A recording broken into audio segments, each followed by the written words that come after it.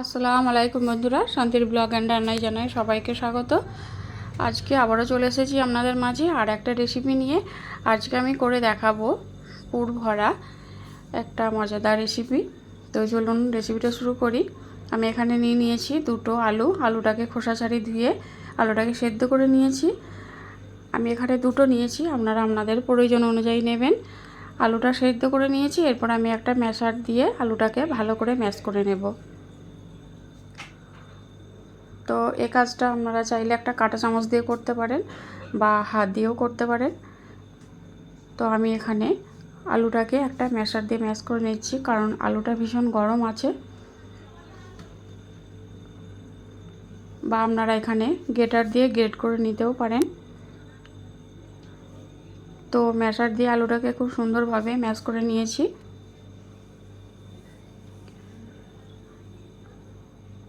তো দেখুন আলুটা খুব ভালো করে ম্যাশ করে নিয়েছি। এরপর এখানে মশলা দিয়ে দিয়েছি, ম্যাগি মশলা 2 চামচ আর হাফ চামচ লঙ্কার গুঁড়ো, হাফ চামচেরও একটু কম হলুদ গুঁড়ো। এখানে আর কিছু দিইনি মশলা, আর এখানে দিয়ে দিয়েছি স্বাদ মতো নুন। এরপর মশলাটাকে আমি হাত দিয়ে ভালোভাবে মেখে নিলাম। এরপর আমি এখানে দিয়ে দেব অল্প একটু ধনেপাতা কুচি। এরপর আমি এখানে নিয়েছি 1 বাটি ময়দা। আপনারা এখানে চাইলে আটা দিয়েও করতে পারেন। এরপর আমি অল্প অল্প করে ময়দা দিয়ে আলু সেদ্ধটাকে মেখে নেব। আর এখানে আমি দিয়ে দিলাম 1 চামচের মতো সাদা তেল। এখানে আমি আর কিছু দেব না। এরপর আমি হাত দিয়ে খুব ভালোভাবে আলুর সঙ্গে ময়দাটাকে মেখে নেব আর একটা ডো তৈরি করে নেব। যেভাবে আমরা রুটি বানাই সেভাবে একটা ডো তৈরি করে নেব। আমি এখানে 1 বাটি ময়দা নিয়েছি। তো দেখি কতটা লাগে। তো আমার এটা মাখা হয়ে গেছে, দেখুন এরকমভাবে আমি মেখে নিয়েছি। তো আমার এখানে সবটা ময়দা লাগেনি, আমি এখানে 1 বাটি নিয়েছিলাম। তো 1 বাটি হাফ বাটির থেকে একটু বেশি লেগেছে। তো এটাকে মেখে রেখে দিয়েছি। এরপর আমি এদিকে একটা পুর রেডি করে নেব। তার জন্য আমি এখানে একটা বসিয়ে দিয়েছি ফ্রাই প্যান। এটাকে খুব ভালো করে গরম করে নিয়েছি আর এর মধ্যে দিয়ে দিয়েছি 3 চামচের মতো তেল। তেলটাকে খুব ভালো করে গরম করে নিয়েছি।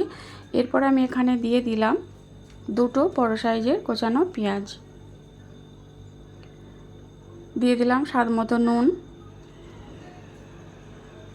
এরপর পেঁয়াজটাকে আমি ভালো করে ভেজে নেব। আমি আগে থেকেই নুনটা দিয়ে দিলাম, কারণ নুনটা দিলে পেঁয়াজটা তাড়াতাড়ি নরম হয়ে যাবে। তার জন্য আমি নুনটা দিয়ে দিয়েছি আগেই। আর এভাবে করে পেঁয়াজটাকে একটু ভেজে নেব। এরপর আমি এখানে নিয়েছি ডিম। আমি এখানে দুটো ডিম নিয়েছি, আগে থেকেই ডিমটাকে ভেঙে রেখেছিলাম। এরপর একটা কাঁটা চামচ দিয়ে ডিমটাকে আমি খুব ভালোভাবে ফেটিয়ে নেব।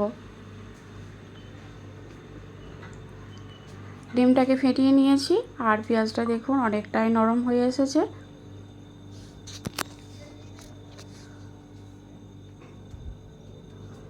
এইভাবে করে পেঁয়াজটাকে আমি ভেজে নেব। পেঁয়াজটা নরম হয়ে এসেছে। এরপর আমি এখানে দিয়ে দিলাম 4টে কাঁচা লঙ্কা কুচি। এখানে আপনারা চাইলে পেঁয়াজ পাতা, পেঁয়াজ কলি বা ক্যাপসিকাম, টমেটো দিতে পারেন। তো আমি এখানে আর কিছু দেব না। এরপর আমি এখানে যে ডিমটা ভেঙে রেখেছিলাম ডিমটা দিয়ে দিলাম। ডিমটা দিয়ে পেঁয়াজের সঙ্গে খুব ভালো করে ভেজে নেব। যেভাবে আমরা ডিমের ভুজি বানাই সেভাবে এটাকে ডিমের একটা পুর রেডি করে নেব।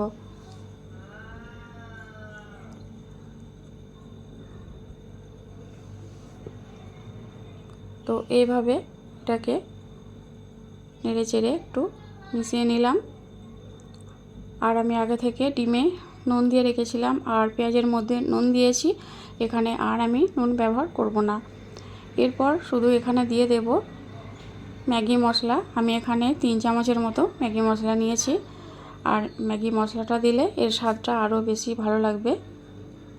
আরও টেস্টি হবে খেতে। তো এটাকে আমি এইভাবে করে ভেজে নেব। এখানে আর কিছু মশলা দেব না।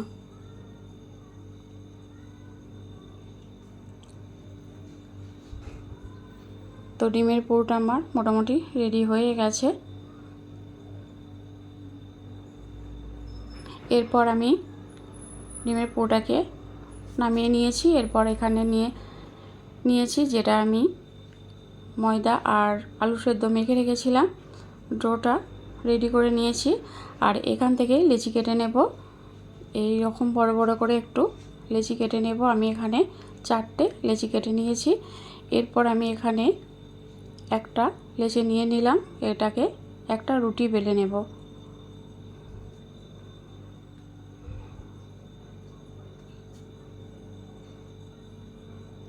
তো আমি দেখুন এভাবে একটা রুটি বেলে নিয়েছি।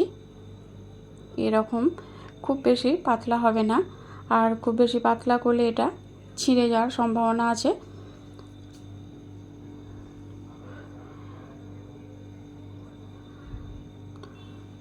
তো এরপর রুটির মধ্যে আমি যে ডিমের পুরটা রেডি করে রেখেছিলাম, ডিমের পুরটা এইভাবে করে দিয়ে দেব।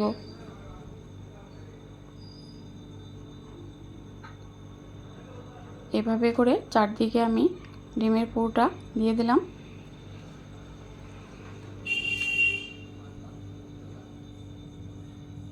তো এইভাবে করে আমি দুটো রুটি রেডি করে নিয়েছি, মানে বেলে নিয়েছি দুটো রুটি। পুরটা দেয়া হয়ে গেছে। এরপর আর একটা রুটি নিয়ে আমি এর উপর চাপিয়ে দিলাম এইভাবে করে। এইভাবে আর একটা রুটি দিয়ে দিলাম। দুটো সমান সমান হয়ে গেছে।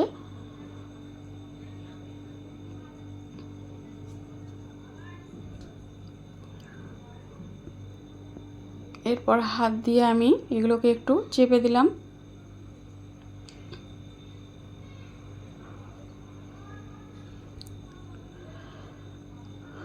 এরপর একটা আমি কাঁটা চামচ নিয়েছি, কাঁটা চামচ দিয়ে ধারটাকে এভাবে একটু ডিজাইন করে নেব। আর একই সঙ্গে দুটো রুটি আছে, একটু মুখটা বন্ধ হয়ে যাবে যাতে একটু জোড়া লেগে যায়, সেভাবে করে একটু হাত দিয়ে একটু চেপে চেপে একটা কাঁটা চামচ দিয়ে এভাবে একটু ডিজাইন করে নেব।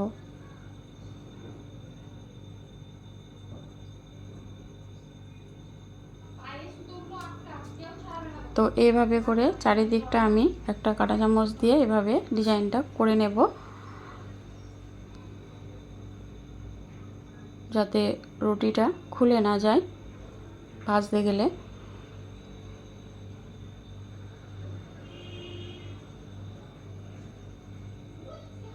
তো দেখুন এভাবে কাঁটা চামচ দিয়ে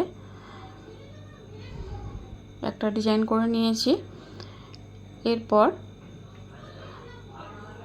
এরকম হাত দিয়ে আমি একটু এরকম করে দিলাম, দুদিকেই মাঝ বরাবর হাত দিয়ে একটু ডিজাইন করে নিয়েছি। এরপর আমি এখানে নিয়েছি একটা ছুরি দিয়ে এভাবে করে কেটে নেব। দেখুন কত সহজে হয়ে গেল। দুটো রুটি দিয়ে এটাকে আমি 4টে তৈরি করে নিলাম।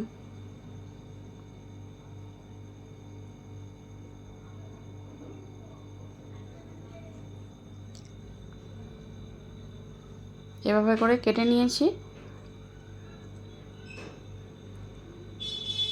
তো এরপর এখান থেকে আমি এগুলোকে উঠিয়ে নেব। দেখুন কত সহজে উঠে আসছে।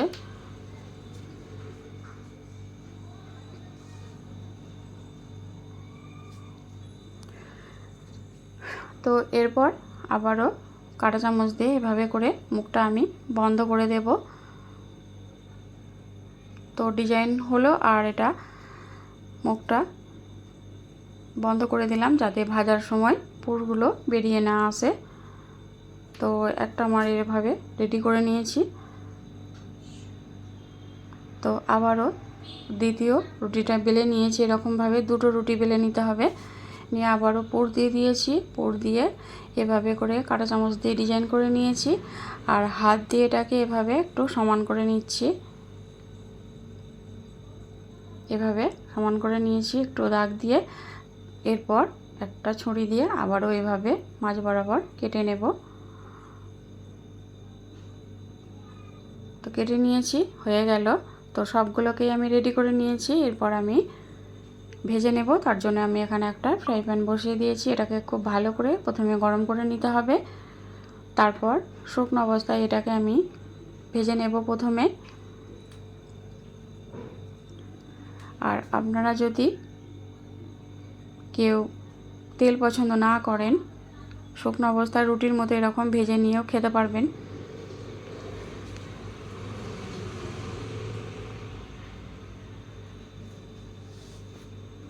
এইভাবে করে উল্টে পাল্টে ভেজে নেব।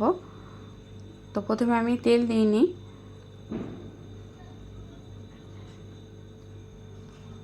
দু পিঠ আমি এরকম করে ভেজে নিয়েছি। এরপর আমি এখানে দিয়ে দেব তেল। আমি এখানে বেশি তেল দেব না, এখানে আমি 3 চামচের মতো তেল দিয়েছি।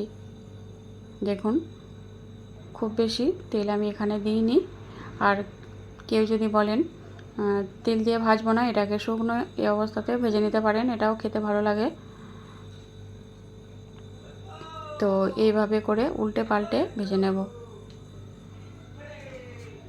দেখুন কত সুন্দর লাল লাল করে এগুলোকে আমি ভেজে নেব।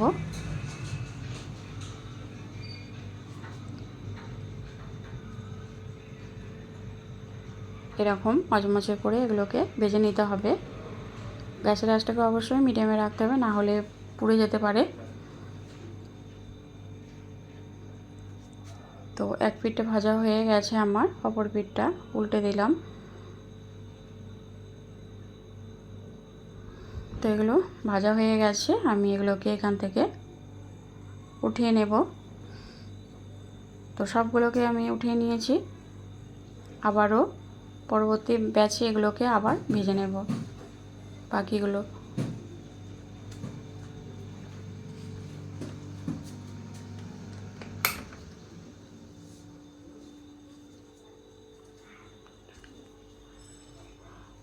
আবারও একইভাবে এগুলোকে ভেজে নেব।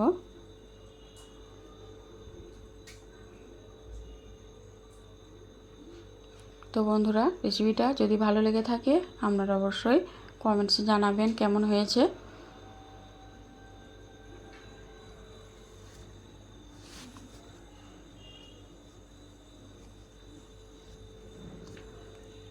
তো এভাবে করে আবারও উল্টে পাল্টে এগুলোকে ভেজে নিতে হবে।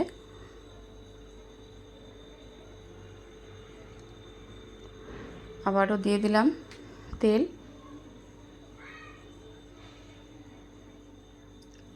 তেল দিয়ে আবারও উল্টে পাল্টে এভাবে করে ভেজে নেব।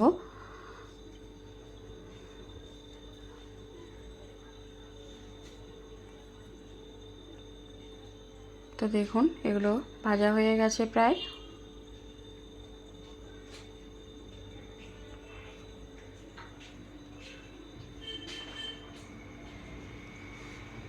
তো এগুলো ভাজা হয়ে গেছে, এগুলোকে তুলে নিলাম। তো সবগুলো আমি ভেজে নিয়েছি। দেখুন কতটা সুন্দর লাগছে, আর খেতেও দুর্দান্ত লাগে। আপনারা রমজানে ইফতারিতে এটা বানিয়ে খেয়ে দেখতে পারেন। তো আজ এই পর্যন্ত, দেখা হচ্ছে পরের ভিডিওতে। ততক্ষণ ভালো